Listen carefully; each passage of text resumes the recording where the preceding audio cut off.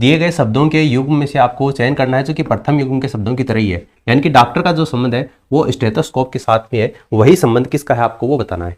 ठीक है, यानी कि पहला आपको दे रखा है वो क्या है कि संज्ञा है, व्यक्तिवाचक संज्ञा है। यहाँ पर देखिए बंदूक है, बंदूक और टैंक दोनों अलग अलग चीजें हैं। ठीक है, दोनों उपकरण है। टाइपराइटर और कंप्यूटर ये भी दोनों अलग अलग उपकरण हैं। पेंसिल और पेन भी दोनों अलग अलग हैं। लेकिन बढ़ई का जो संबंध है वो आरी के साथ में, बढ़ई जो है वो आरी को काम में लगता है अपना काम करने के लिए। उसी तरीके से डॉक्टर जो है वो स्टेथोस्कोप को काम में लेता है इलाज करने के लिए। तो डॉक्टर का जो संबंध है वो स्टेथोस्कोप के साथ में है, वही संबंध है वो बढ़ई का आरी के साथ में होगा।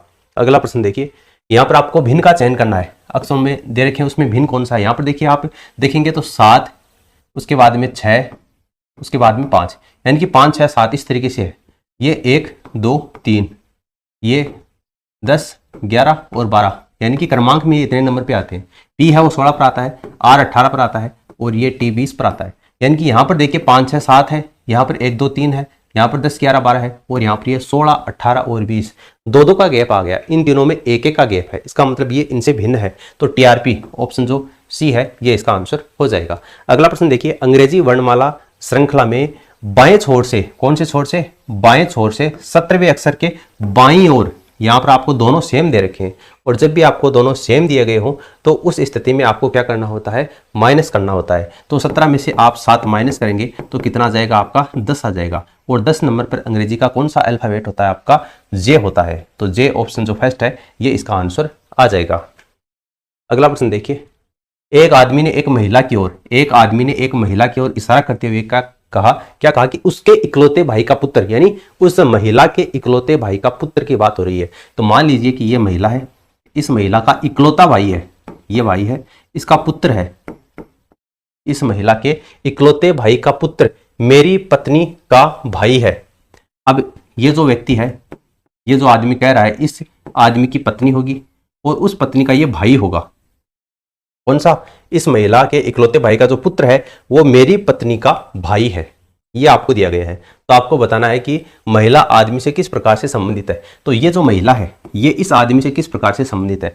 अब आप यहां पर देखिए, ये इसकी पत्नी का भाई है, इसका मतलब ये जो महिला है, इस महिला का जो इकलौता भाई है वो इसकी पत्नी का पिता होगा। कैसे होगा भाई, इसका पुत्र ये है, इसकी बहन इसकी पत्नी है। ठीक है, तो ये दोनों क्या हो गई, भाई बहन हो गई। इसका मतलब ये अगर इस व्यक्ति का बेटा है तो ये भी इस व्यक्ति की बेटी होगी। तो कहने का मतलब है ये जो व्यक्ति है इसकी पत्नी ये है, तो ये क्या हो गया, इसका ससुर हो गया। यानी इस व्यक्ति का ससुर कौन हो गया, ये हो गया। और ये ससुर की क्या हो गई, बहन हो गई। तो ससुर की बहन हो गई और इस व्यक्ति की क्या हो गई, ये बुआ हो गई। तो इसकी बुहार सासू हो गई। कहने का मतलब सीधा सही है, इसकी ये बुहार सासू हो गई। तो सास आपको इसमें देखिए इस सी ऑप्शन में दे रखा है। ठीक है, इस व्यक्ति की पत्नी है, इसकी ये बुआ है, तो इस व्यक्ति की ये क्या हो गई, बुहार सासू हो गई, है ना। तो ये आपको सास इसमें दे रखा है सी ऑप्शन में और ये इसका राइट आंसर हो जाएगा। अरे सीधा सा ना, इससे महिला है, ये इसका पिता है और पिता की जो बहन होती है वो क्या होती है, बुआ होती है। सीधी सी बात है, ऑप्शन सी इसका आंसर हो जाएगा। यदि एक्ट को DFW लिखा जाता है, यानी ये 1 नंबर पर है, ये 3 नंबर पर है, ये 20 नंबर पर है, ये 4 नंबर पर है, 6 पर है और ये 23 पर है। यानी 1 से 4 यानी कि 3 ऐड कर दिया, फिर 3 से 6 3 ऐड कर दिया, 20 से 23 तो 3 ऐड कर दिया। 3 का ऐड किया है, कुछ नहीं है। बी है वो 2 पर है, ये 1 पर है और ये 4 पर है। तो बी में 3 ऐड करो, 2 में 3 ऐड करोगे 5 और 5 पे ई आता है। ठीक है, अब ई आपको स्टार्टिंग में केवल 1 में ही दे रखा है, इसमें भी नहीं है, इसमें भी नहीं है, इसमें भी नहीं। तो इसका मतलब आपका आंसर तो यहीं से आ जाएगा। लेकिन फिर भी सोल्व करो तो देखो, ए है, 1 में 3 जोड़ो 4 आता है, वो 4 पर क्या आता है, डी आता है। 4 है, 4 में 3 जोड़ोगे 7 आएगा और 7 पर क्या आता है, जी आता है। तो EDG और EDG आपको पहले ऑप्शन में दे रखा है, तो ये इसका आंसर हो जाएगा। अगला प्रश्न देखिए, श्याम पूर्व की ओर 6 मीटर चलता है। मान लीजिए कि यहाँ पर ये श्याम है, ये पूर्व की ओर, ये इस ओर 6 मीटर चलता है, फिर दाहिनी ओर मुड़कर 9 मीटर चलता है। अब ये यहाँ पर खड़ा है, इस ओर देख रहा है, तो इसका दाहिना किधर होगा, इस तरफ होगा। तो दाहिनी ओर ये 6 मीटर, कितना है, 9 मीटर चलता है। तो ये 9 मीटर वाली लाइन है, इस 6 वाली से थोड़ी बड़ी करनी है आपको। फिर वह दाहिनी ओर मुड़ता है, अब ये यहाँ पर खड़ा है, तो इस यहाँ पर खड़ा है, इसका दाहिना इधर होगा। ठीक है, तो यहाँ पर ये इस तरफ दाहिनी ओर 6 मीटर चलता है, ये वापस 6 मीटर चलता है। अब 6 मीटर, इसका मतलब ये यहाँ तक आना चाहिए, है ना, इसके बराबर तक ही आना चाहिए, यहाँ तक 6 मीटर चलता है। वह शुरुआती बिंदु से कितनी दूरी पर है, ये इसका शुरुआती बिंदु, और ये यहाँ से कितनी दूरी पर, ये आपको बताना है। तो ये यहाँ पर ये 9 मीटर है, इसका मतलब इसका मान भी कितना होगा, 9 मीटर होगा। ये शुरुआती बिंदु से 9 मीटर दक्षिण दिशा में है। अब आपको इसमें दिशा तो पूछी नहीं है, केवल कितनी दूरी पर यही पूछा है, तो इसका मतलब 9 मीटर इसका आंसर हो जाएगा। देखो 7 दोस्त हैं PQRSTUV केंद्र की ओर मुख करके एक गोल मेज के चारों ओर बैठे हैं। तो ये मान लीजिए कि ये एक गोल मेज है, केंद्र की ओर मुख करके बैठे हैं। ये 1, ये 2, 3, 4, 5, 6 और 7, ये 7 व्यक्ति बैठे हैं। यू के ठीक बाएं आर है, यू के ठीक बाएं आर है, कहीं पर भी मान लीजिए ये यू है, यू के ठीक बाएं क्या है, आर बैठा है, यानी यहां पर अपन ने आर बैठा दिया। आगे देखो आर के बाएं से दूसरा वी है, आर के बाएं से दूसरा वी है, तो एक और ये दूसरा वी है। तो यहां तक हो गया अपना, आर के बाएं से दूसरा वी है। टी के बाएं से तीसरे स्थान पर पी बैठा है, टी के बाएं से तीसरे स्थान पर, तो 1 2 3 तीसरे स्थान पर क्या बैठा है, पी बैठा है। ठीक है, यहीं पर बैठाएंगे अपन तभी ये टी के बाएं से तीसरे स्थान पर पी होगा। अगर आप और किसी जगह पर बैठाएंगे तो ये नहीं बैठने वाला है। आगे देखो एस एवं टी के मध्य क्यों बैठा है, एस और टी के मध्य क्या बैठा है, क्यों बैठा है। अब देख लो क्या पूछा है आपको, यू का स्थान कौन सा है, इस यू का स्थान कौन सा है वो आपको बताना है। तो एस के दाहिने से चौथा है, एस कहां पर ये है, इसका दायां कौन सा होगा, इसका दायां इधर वाला होगा। ठीक है, इधर वाला होगा। अरे ये जब केंद्र की ओर मुंह करके बैठेगा तो इधर तो इसका दायां होगा, इधर इसका बायां होगा। तो एस के दाहिने देखो 1 2 3 4, तो चौथे नंबर पर, ये चौथे नंबर पर बैठा है। कौन बैठा है आपका, यू बैठा है। तो एस के दाहिने से चौथा यू बैठा है, बिल्कुल आपका यही इसका आंसर हो जाता है। आगे देख लो वी और आर के मध्य यू है, वी और आर के मध्य थोड़ी है यू, वी और आर के मध्य तो पी है, इसका मतलब ये तो गलत है। आर के तत्काल बाएं, तो आर के तत्काल बाएं तो पी है, इसके दाएं है यू, इसका मतलब ये भी गलत है। पी का निकटतम पड़ोसी या तो आर होगा या वी होगा, यू नहीं होगा, इसका मतलब ये भी गलत है। तो आर के दाहिने से चौथा कौन होगा आपका, यू होगा। अगला प्रश्न देखो, 15 छात्रों की एक पंक्ति में राज बाएं से 10वें स्थान पर है। 15 छात्र हैं, मान लीजिए कि ये 15 छात्रों की पंक्ति है और राज जो है वो बाएं से 10वें स्थान पर है, ये 10वां हो गया। ये 10वें पर कौन बैठा है आपका, राज बैठा है। ये 11वां 12वां 13वां 14वां 15वां, 15 व्यक्ति हैं, 15 बैठा दिए अपन ने। 10वां स्थान तो राज का हो गया और इसके इधर 5, टोटल 15 व्यक्ति हो गए। अतुल दाएं से 8वें स्थान पर है, अतुल जो है वो दाएं से 8वें स्थान पर है, तो 5 तो ये हो गए, छठा ये हो गया, 7वां और ये 8वां। ये 8वें स्थान पर कौन बैठा है, इधर से 8वें स्थान पर कौन बैठा है आपका, अतुल बैठा है। अतुल यहां पर राज बैठा है 10वें स्थान पर इधर से, और ये दाएं से 8वें स्थान पर अतुल बैठा है। आपको बताना है उनके मध्य कुल कितने हैं, तो इसके मध्य तो केवल एक ही व्यक्ति बैठा है। ठीक है, केवल एक ही व्यक्ति बैठा है, तो इसमें एक आपको देखिए चौथे ऑप्शन में दे रखा है, तो ये इसका आंसर हो जाएगा। बिल्कुल आसान सा सवाल था। अगला प्रश्न देखिए, निम्न शब्दों का अर्थपूर्ण क्रम दिए गए उत्तरों में से कौन सा एक होगा। यहाँ पर लुगदी, मुद्रण, कागज, क्रय और प्रकाशन। यहाँ पर देखो आप, सबसे पहले लुगदी होती है। ठीक है, सबसे पहले क्या होता है, लुगदी होती है। लुगदी के बाद में क्या बनता है, लुगदी का कागज बनता है, लुगदी का कागज बनता है। और कागज का क्या होता है, मुद्रण होता है, कागज का मुद्रण होता है, यानी कि 1 3 2, और मुद्रण होने के बाद में उसका प्रकाशन होता है। प्रकाशन, अरे कोई भी पुस्तक होती है पहले मुद्रित होती है, उसके बाद में वो प्रकाशित होती है, प्रकाशित होने के बाद में तो आप क्रय करते हैं उसका। ठीक है, तो प्रकाशन होने के बाद में उसका क्रय होता है, यानी 1 3 2 5 4, 1 3 2 5 4, देखो आपको पहले ऑप्शन में दे रखा है 1 3 2 5 4। ठीक है, यानी लुगदी तैयार होती है, लुगदी का कागज बनता है, कागज का क्या होता है, मुद्रण होता है, मुद्रण के बाद में उसका प्रकाशन होता है, प्रकाशन होने के बाद में उसका क्रय विक्रय किया जाता है। तो यहाँ पर ऑप्शन फर्स्ट इसका आंसर हो जाएगा। अगला प्रश्न देखिए, यहाँ पर आपको बताना है कौन सा लेटर आएगा यहाँ पर। तो आप इसको ध्यान से देखोगे तो यहाँ पर देखो ये 1 नंबर पर है, ये 5 पर है, ये एच है वो 8 पर है, ये एन है वो 14 पर है, ये 12 पर है, ये 20 पर है, ये 5 पर है। आपको बताना है क्या आएगा। यहाँ पर देखो 1 में 5 कितना ऐड किया, 4 ऐड किया, 8 में 14 तो इसमें कितना ऐड किया, 6 ऐड किया, 12 में 20 तो कितना ऐड किया, 8 ऐड किया, यानी पहले 4 फिर 6 फिर 8, यानी अब की बार 10 ऐड होंगे। अरे दो का डिफरेंस आ रहा है ना, पहले 4 फिर 6 फिर 8, अब 10 ऐड करेंगे। तो देखो यहाँ पर ई है वो 5 नंबर पर है, 5 में 10 ऐड करोगे तो 15 आता है, और 15 पर आपका कौन सा लेटर आता है, ओ लेटर आता है। ठीक है, 15 पर ओ आता है, तो इसका मतलब ओ इसका राइट आंसर हो जाएगा। यहाँ पर बताना है प्रश्नवाचक चिन्ह के स्थान पर कौन सा लेटर आएगा। यहाँ पर देखो ये 1 है, ये है ना 1 है, और ये 26 है, ये देखो 2 है और ये 25 है। यहाँ पर आपको बताना है ये 4 होगा और ये 22 होगा, ये 5 है और ये 20 है, ये 6 है और ये 19 है। अब देखो आप इसको ध्यान से, ये 1 के बाद में 2, है ना। 2 के बाद में 3 आएगा क्योंकि 3 के बाद में 4 दे रखा है, और 4 के बाद में 5 दे रखा है, 5 के बाद में 6 दे रखा है। इसका मतलब एक तो कन्फर्म है कि सी आएगा, ठीक है। अब आप इसको ध्यान से देखना, यहां पर थोड़ी सी मिस्टेक कर दोगे। यह 26, 26 के बाद में 25, अब 25 के बाद में आप 24 मत कर देना, चॉइस करते ही गड़बड़ हो जाएगी। क्यों? क्योंकि आप चॉइस करोगे तो 24 के बाद में यहाँ पर 23 नहीं है, यहाँ पर 22 है, वी दे रखा है, और 22 के बाद में यहाँ पर 21 नहीं है, 20 है क्योंकि टी दे रखा है, और टी के बाद में यहाँ पर 19 है। तो इसको आप ध्यान से देखोगे तो देखो जेड है 26, वाई है 25, तो इसमें -1 किया, पहले -1 किया, उसके बाद में आप -2 करोगे। 25 है, 25 में से 2 घटाओगे 23 आएगा, 23 पर क्या आता है आपका डब्लू आता है, तो यहाँ पर डब्लू आएगा, ठीक है, यहाँ पर डब्लू आएगा।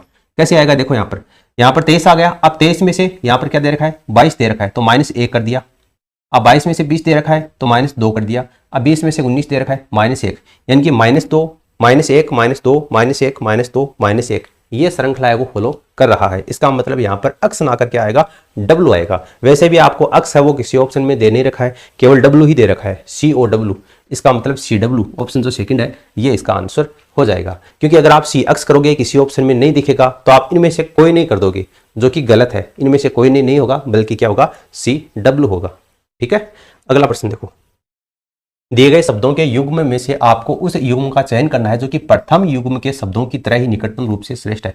देखो अच्छा का जो संबंध है वो श्रेष्ठ के साथ में है। कैसा संबंध है? देखो अपन इंग्लिश में बोलते हैं जैसे गुड है, बेटर है, बेस्ट है, यानी एक अच्छा है, एक उससे अच्छा है, और एक सबसे अच्छा, जिसके लिए अपन बोलते हैं श्रेष्ठ है ये, ठीक है। उसी तरीके से देखो, यानी ये अच्छी जो साइड है उसका अधिकतम जो पक्ष है उसको श्रेष्ठ बोलते हैं।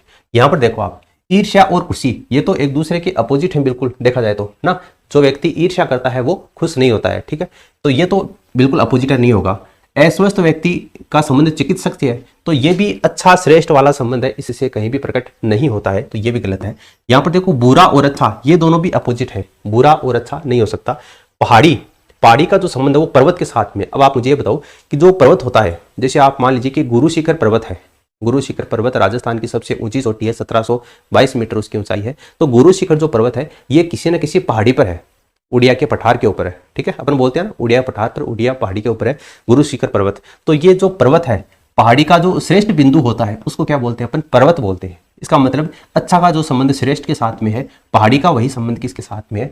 पर्वत के साथ में, ठीक है। ऑप्शन आपका जो सी है ये इसका करेक्ट आंसर होगा।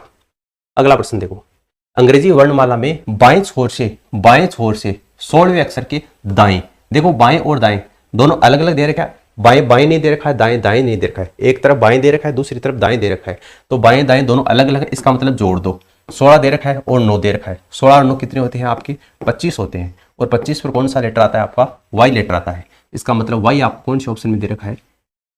दूसरे ऑप्शन में दे रखा है, ये इसका आंसर हो जाएगा। अगला प्रश्न देखो, एक लड़के की ओर इशारा करते हुए नर्मदा ने कहा, क्या कहा? कि वह मेरे दादाजी की इकलौती संतान का पुत्र है। एक लड़के की ओर इशारा करते हुए नर्मदा ने कहा कि क्या वह कौन? वो व्यक्ति जिसकी ओर इशारा करके कह रही है, वह व्यक्ति मेरे दादाजी की इकलौती संतान का पुत्र है।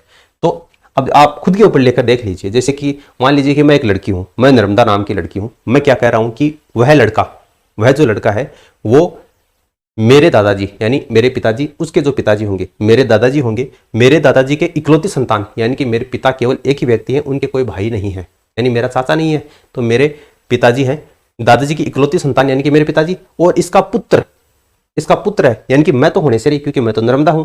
और वह लड़का किस प्रकार से समझ, अब वो लड़का है, अगर लड़की होती तो मेरी बहन हो जाती, लड़का है इसका मतलब वो मेरा भाई है ना। पेन चलाने की आपको आवश्यकता ही नहीं है कहीं पर, सीधी सी बात है। लड़के की ओर इशारा करते हुए नर्मदा ने कहा, मान लीजिए कि आप खुद को नर्मदा मान लीजिए, आप कह रहे हैं कि मेरे दादाजी, आपके जो दादाजी हैं उनकी इकलौती संतान मतलब आपके पिताजी हैं, और आपके इकलौती संतान का पुत्र है। अब आप तो खुद तो नर्मदा हैं, इसका मतलब वो पुत्र है, इसका मतलब आपका वो भाई है, ठीक है। तो आपका इसमें भाई क्या हो जाएगा? इसमें ऑप्शन जो सी है ये राइट आंसर हो जाएगा। यहाँ पर कजन नहीं होगा क्योंकि पिता जो है वो इकलौती संतान है आपके दादाजी की, ठीक है। तो इसमें भाई इसका राइट आंसर हो जाएगा। आगे वाला प्रश्न देखो, इसमें दे रखा है COFFW, यहां पर देखो COFFW, इसको उल्टा लिख दिया बस और कुछ नहीं किया। आपको दे रखा है NODULE, तो आप उल्टा लिख दो इसको। कैसे लिखोगे? ये एन है, इधर लिख दो NODULE, इस तरीके से लिख दो NODULE। NO यहां पर देख लो कौन से ऑप्शन में आपको दे रखा है, NO यहां पर इस तरीके से आएगा ELUDON, ELUDON आएगा, ELUDON। यहाँ पर देखो ऑप्शन जो फर्स्ट है ये इसका करेक्ट आंसर होगा ना, ये इधर वाला नहीं होगा, ऑप्शन फर्स्ट इसका करेक्ट आंसर होगा ELUDON, यानी उल्टा लिखना है आपको। इसने लिखा है COFFE, इस तरीके से लिख दिया इधर से, तो आप NODULE, तो NODULE उल्टा लिख दिया, और ये देख लो आपका, ये आपके पहले ऑप्शन में आपको दे रखा है। अगला प्रश्न देखो, एक स्कूल में 5 अध्यापक थे। अब 5 अध्यापक हैं, ए और बी संस्कृत और गणित पढ़ाते हैं। ए और बी कौन कौन सा सब्जेक्ट पढ़ाते हैं? आपका संस्कृत, और संस्कृत के साथ में ये आपका गणित जो सब्जेक्ट है उसको भी पढ़ाते हैं।